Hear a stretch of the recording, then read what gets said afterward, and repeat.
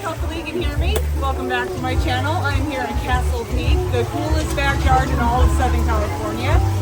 Now, since I can't go to Disneyland because I'm recovering from surgery, I got invited to come and check this place out. So let's check it out together and enjoy some fun voiceover as we look at all the cool miniatures. All right, let's go.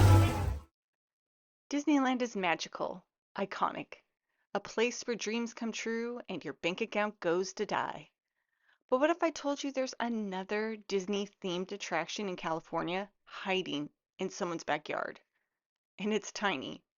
Like Honey, I Shrunk the Theme Park tiny. And no, this isn't clickbait.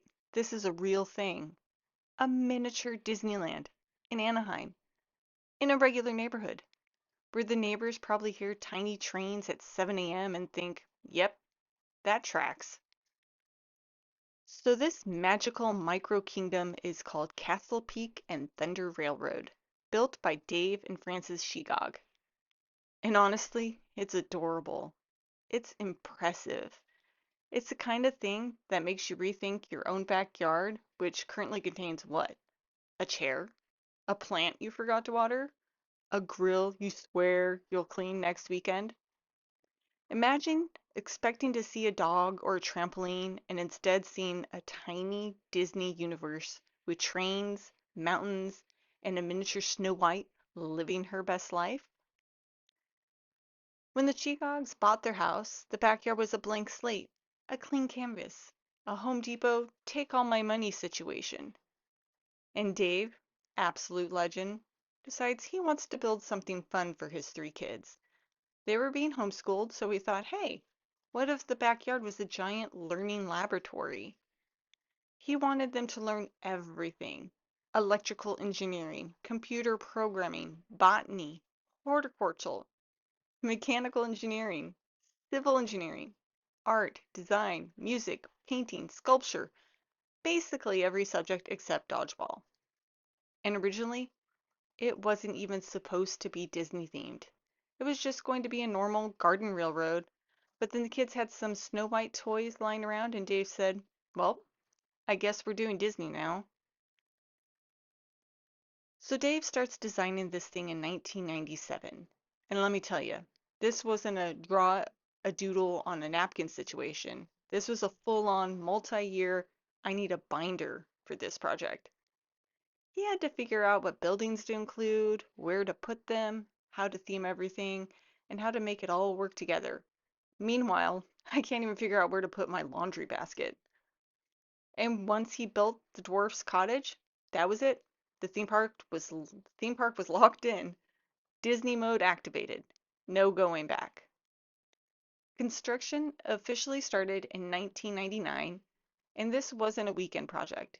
This wasn't, let me build a birdhouse. This was, let me build a tiny kingdom with mountains, waterfalls, trains, and enough detail to make Imagineers sweat. And by 2002, they held their first open house. And since then, it's been growing every year like a magical weed.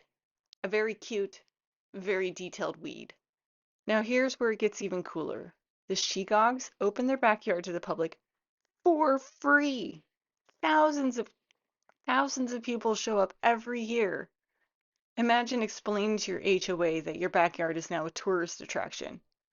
Yes, Karen, the line wraps are on the block. No, Karen, you can't charge for parking. And the best part? It's become a community event. Families come. Disney fans come. People who just love tiny things come. It's like Comic-Con, but with more trains and fewer people dressed as Loki. And honestly, it's wholesome. It's creative. It's the kind of thing Walt Disney would have pointed at and said, yeah, that's the good stuff. Dave didn't set out to build a tiny Disneyland. He just wanted a fun, educational project for his kids. But sometimes the best magic happens by accident.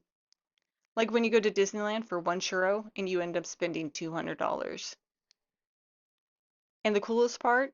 It's still growing. Every year something new gets added. A new building, a new scene, a new detail that makes you go, How does this man have so much patience? Meanwhile, I get tired building IKEA furniture.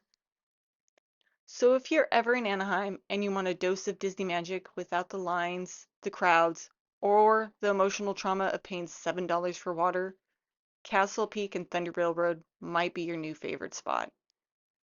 Now hit that like button like you're trying to get a boarding group for Rise of the Resistance, and subscribe for more Disney fun. So I need to give them both a training.